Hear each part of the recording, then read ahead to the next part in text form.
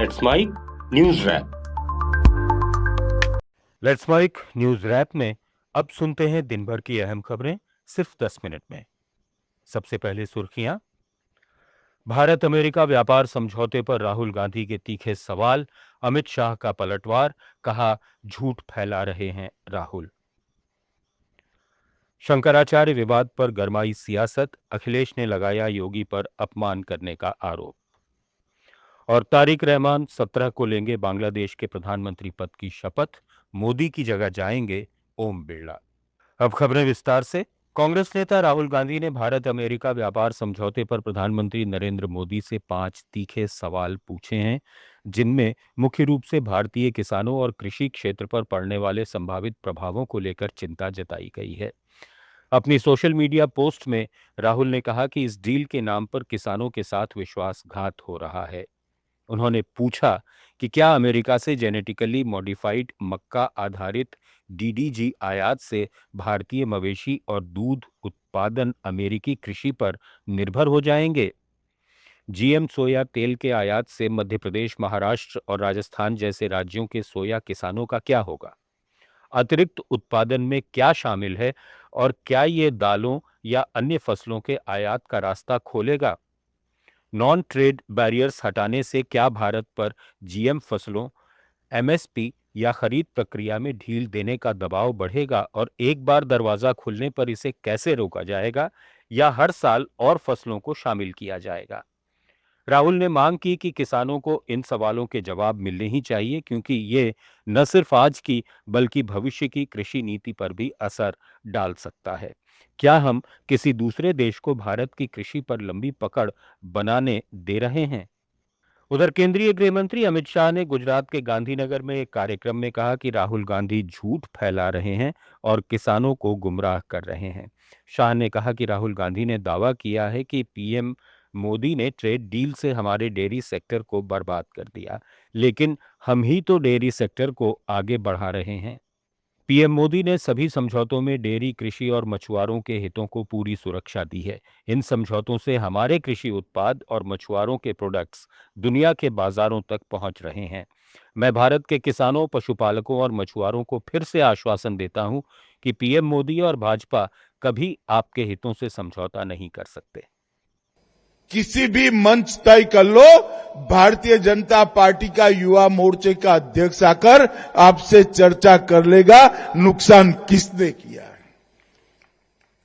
मैं इस देश के किसानों को इस मंच से आश्वस्त करना चाहता हूं, क्योंकि एक प्रकार से कार्यक्रम जो है, एक प्रकार से तो ये कार्यक्रम गरीबों को पारदर्शी तरीके से अनाज पहुंचाने का है, मगर ये कार्यक्रम किसानों का भी है, क्योंकि अनाज कहां से आता है। कांग्रेस नेता पवन खेड़ा ने एक बार फिर अमेरिका बांग्लादेश ट्रेड डील को लेकर गंभीर आरोप लगाए हैं। उन्होंने जयपुर में मीडिया से बातचीत में कहा कि अमेरिका ने बांग्लादेश को स्पष्ट रूप से अपनी डील में शर्त रखी है कि अगर बांग्लादेश अमेरिकी कपास खरीदेगा तो उसे 0% टैरिफ मिलेगा, लेकिन भारत से खरीदने पर बहुत ज्यादा टैरिफ देना होगा। पवन खेड़ा ने कहा कि बांग्लादेश ने घोषणा भी कर दी है कि वो कपास अब भारत से नहीं लेगा। कि अगर बांग्लादेश कपास अमेरिका से लेगा तो 0% टैरिफ देगा और अगर भारत से लेगा तो बहुत ज्यादा टैरिफ देगा। तो बांग्लादेश ने घोषणा भी कर दी कि वो कपास भारत से अब नहीं लेगा। अब इसमें क्या भ्रम है, आपके सामने है। यही बात अमेरिका ने पीयूष गोयल को भी कही कि अगर आपका किसान, आप लोग, आपकी टेक्सटाइल इंडस्ट्री अमेरिका से कॉटन लेगी, कपास लेगी तो 0% टैरिफ है और नहीं लेगी तो 18% टैरिफ है। अब बताइए इसमें भ्रम कहां है, सबके सामने है।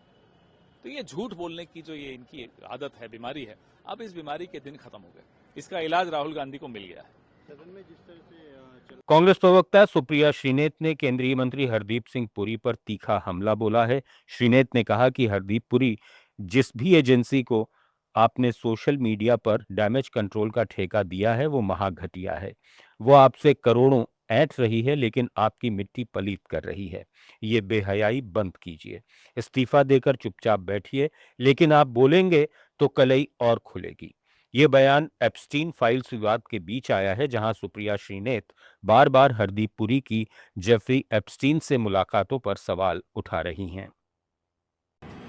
हरदीप पुरी जी, ये जिस भी सोशल मीडिया एजेंसी को आपने डैमेज कंट्रोल का ठेका दिया है ना, वो आपको बेवकूफ बना रही है। आपसे लाखों करोड़ों रुपए ऐठ जरूर रही होगी, लेकिन आपकी मिट्टी और पलीत कर रही है। क्योंकि जो आप कर रहे हैं वो बेहयाई है, आपकी जगहसाई हो रही है। आपको तो शांति से इस्तीफा देकर चुपचाप बैठना चाहिए, लेकिन आपका मन मानेगा नहीं। आप तो और बोलेंगे, आप और बोलेंगे, आपकी कलई और खुलेगी। You continue to make an ass of yourself. Uttar Pradesh में शंकराचार्य विवाद ने राजनीतिक तूल पकड़ लिया है। योगी आदित्यनाथ ने विधानसभा में कहा था कि हर कोई शंकराचार्य का टाइटल नहीं ले सकता, परंपराओं का सम्मान जरूरी है और कानून सबके लिए बराबर है। इस पर समाजवादी पार्टी के प्रमुख अखिलेश यादव ने मुख्यमंत्री योगी आदित्यनाथ पर तीखा हमला बोलते हुए सीएम का मतलब भ्रष्ट मुंह बताया और कहा कि कुछ लोग शंकराचार्य का अपमान कर रहे हैं, जबकि भगवा वस्त्र पहनने वाले हर व्यक्ति को सम्मान की नजर से देखा जाना चाहिए। लखनऊ में एक कार्यक्रम में उन्होंने दिल्ली और लखनऊ की सरकारों पर नाकामी का आरोप लगाया और रक्षा खरीद जैसे मुद्दों पर सवाल उठाए। अखिलेश ने यह भी कहा कि जो लोग दूसरों के प्रमाण पत्र मांगते हैं, उनके खुद के प्रमाण पत्र कहां हैं। मुख्यमंत्री खिलाड़ी हैं, लेकिन खेल नहीं खेल पाने वाले।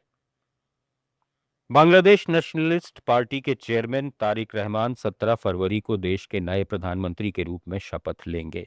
ये शपथ ग्रहण समारोह परंपरा से हटकर ढाका के नेशनल पार्लियामेंट कॉम्प्लेक्स के साउथ प्लाजा में होगा।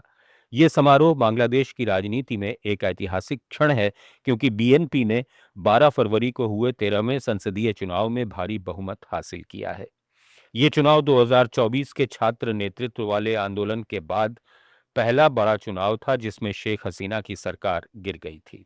बीएनपी ने 2/3 से अधिक सीटें जीती, जिससे तारिक रहमान प्रधानमंत्री पद के लिए निर्वाचित हुए। बांग्लादेश ने प्रधानमंत्री नरेंद्र मोदी सहित 13 देशों के नेताओं को इस समारोह में शामिल होने के लिए निमंत्रण भेजा है, जिनमें चीन, पाकिस्तान, सऊदी अरब और तुर्की शामिल हैं।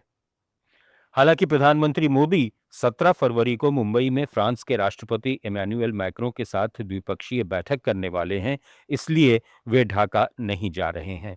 भारतीय विदेश मंत्रालय के मुताबिक इस समारोह में भारत की तरफ से लोकसभा अध्यक्ष ओम बिरला शामिल होंगे। उनके साथ विदेश सचिव विक्रम मिस्त्री भी रहेंगे। विदेशी पोर्टफोलियो निवेशकों यानी एफपीआई ने लगातार 3 महीने की भारी बिकवाली के बाद अब रुख बदला है। उन्होंने फरवरी के पहले पखवाड़े में भारतीय शेयर बाजार में 19,675 करोड़ रुपए का निवेश किया है। अमेरिका भारत के बीच हुए व्यापार समझौते, नए आम बजट के सकारात्मक असर और वैश्विक स्तर पर चिंताओं में कमी आने से ये बदलाव दिखा है। पिछले साल के आखिरी महीनों में इन निवेशकों ने काफी पैसा निकाला था, लेकिन अब उभरते बाजारों में भरोसा बढ़ने और महंगाई के आंकड़ों के नरम पड़ने से वे फिर खरीदारी पर उतरे हैं।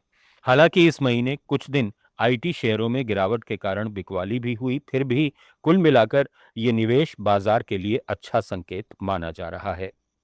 देश भर में महाशिवरात्रि का पावन पर्व आज धूमधाम से मनाया जा रहा है। शिव मंदिरों में आधी रात से ही श्रद्धालु दर्शन पूजन के लिए उमड़ पड़े हैं। उज्जैन के महाकालेश्वर मंदिर में 10 लाख भक्त पहुंचे हैं।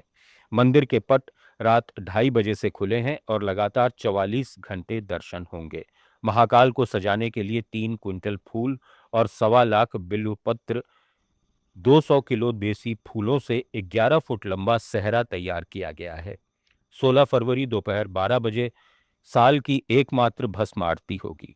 खंडवा के ओंकारेश्वर मंदिर में रात 3 बजे से 24 घंटे दर्शन शुरू हो गए हैं। वाराणसी के काशी विश्वनाथ मंदिर में रात 2:15 बजे मंगला आरती हुई और 3:30 बजे से दर्शन खुले और भक्तों की लंबी कतारें लगी हैं।